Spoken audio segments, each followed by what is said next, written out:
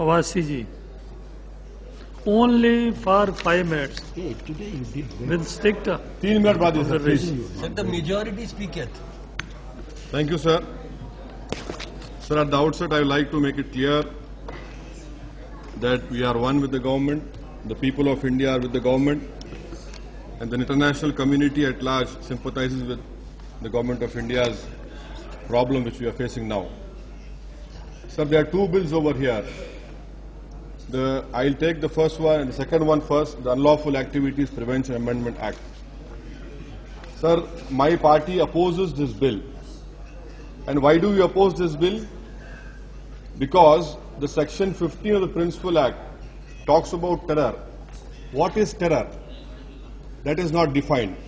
And secondly, sir, section 15 of the Principal Act, it talks about terrorist act.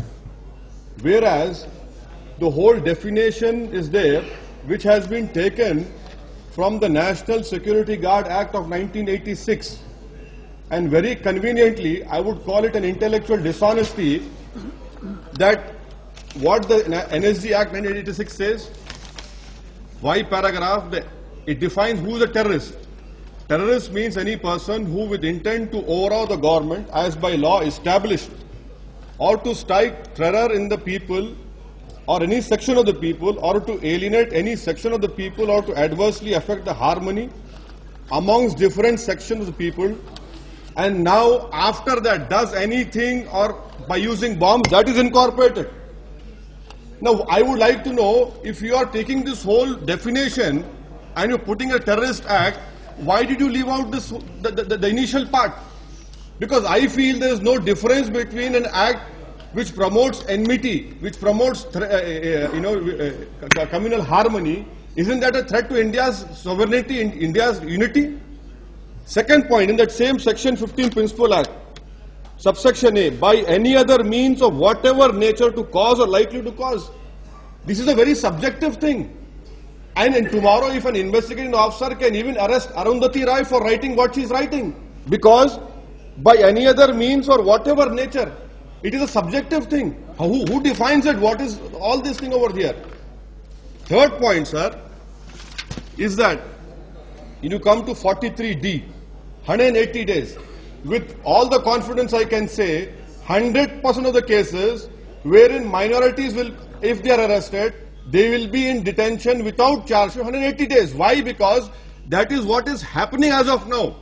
This happened in my own state, and we have a dynamic chief minister who has done a lot for minorities, which never any chief minister has done.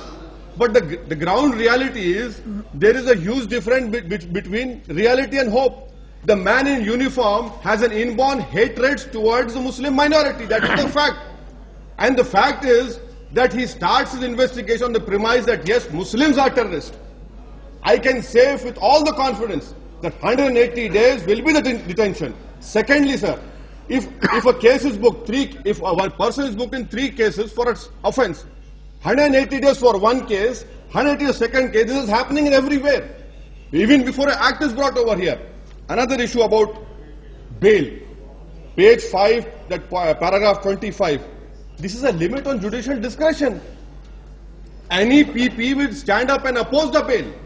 What will the case diary say? Will the case diary write flowers about the accused? The case diary will, of course, follow what is there in the charge sheet, what is there in the FIR. I mean, this is like you are using words to cover up all these things. Special and 43E, the presumption of the onus shifts to the accused if he is found with explosive and arms. I was listening very attentively to the Minister of Science and Technology. He represents Delhi. In December 2005, 2 Muslim boys, sir, Irshad Ali and Maruf Khamar, were arrested by the Special Cell of Delhi. The CBI 4 days ago have filed a report in the courts stating that the Special Cell had planted RDX, 2 pistols, and called them to be belong to Al-Badr terrorist organization. Can't this happen? Can't RDX be put by your agencies? What are the safeguards in this act over here?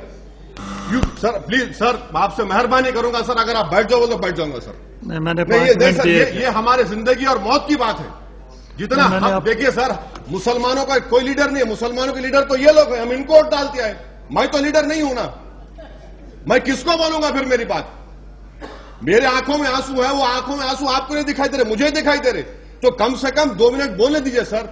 ये एक अहम मुद्दा है जो हमारी जिंदगियों को तबाह तराश करके रख देगा।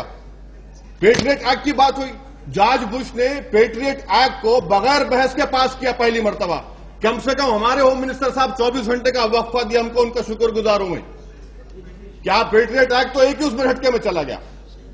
Another point sir about 51A.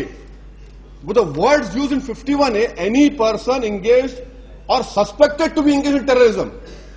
Sir, it is a basic primary principle of criminal jurisprudence that mere suspicion is not an offense. These are the words which you have used over here. Tomorrow, any Darul Uloom Deoband scholar his assets can be freezed on a mere suspicion of terrorism. These are the words that you have used in this act. And where is the sunset clause in this bill? Why can't you have a sunset clause in this bill? There should be a sunset clause because accountability will be put on the investigating agencies. And why isn't the IB being made accountable to this Parliament? What is wrong in making IB accountable to this Parliament, sir? Many times, Mr. Deputy Speaker, whenever any political change happens in India, the Andhra Pradesh IB officer telephones me and asks me, how is it going to affect the ruling party? I wanted them to ask, what about these terrorist actions where innocent Muslims are being picked up? How bad is going to affect over here? That question is never asked. Again, coming back to the Honorable Minister of Science, he talked about Mokoka. If Mr. Kapil Sibal feels that Unlawful Amendments Act 2008 is a cure to all the terrorist activities, then his party should immediately scrap the Mokoka in Maharashtra. Why are you continuing the Mokoka, which is a completely, what was Tata was there? I find this, and he has completely forgotten to read the speeches given by his leaders when POTA was being passed, March 26, 2002. I took the liberty of going to the library and reading all the speeches. If I start quoting the speeches of Congress leaders on that day, it will be very bad over here. Draconian laws cannot stop terrorism. These were the words being used. Now what are we doing? This law will target only the Muslims. Let me be very clear. I am with you on the war in the terrorism. Terrorism has to be stopped. But in what way?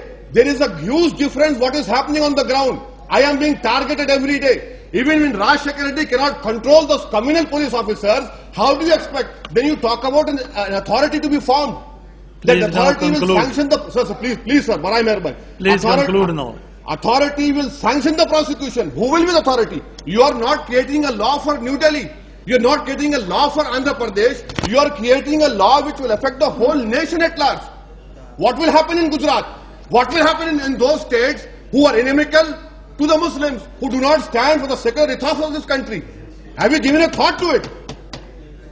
At least some time should have been given. I could have gone to my UPA leadership and explained all these problems, but no. Mood of the nation. I would go on record and say, Mr. Deputy Speaker, this is nothing. This bill is being brought. Thank you. No, sir, please, sir. This bill is, sir, second bill pe aane ka hai abhi. This bill is brought only to satisfy the collective conscious society. But are the Muslims, the minorities, part of your collective conscience or not? That is a moot question which has to be answered. Secondly, coming to NIA, sir. In the all-party meeting, my party has welcomed it. But your own standing committee on March 30th of this year disagreed. They said, no, make CBI the NIA. There is no need of NIA over there. But even in that NIA Act, sir, last 1 minute, in NIA, the schedule of offences, there are 8 schedules. Talks about Indian Penal Code 121, 135, no problem. 488A to 489E, all these illegal money transactions. But what about 153A, 153E? What has happened in Kandhamal? Is it that not a threat to India's unity and integrity? I am surprised that 153A, 153B is not being brought in this act. What is stopping you from bringing it? National Investigating Authority is fine. But what will be the constitution of that NIA? Will it again be a turn to be a club of upper caste people? Please, or will it be a diversion? Sir, lastly, I would like to say my party will support the National Investigating Authority, but on the second bill, I will walk out from this house because I cannot sit here that government is acting in haste and we will debate in the chair. Thank you, sir. K. Francis George.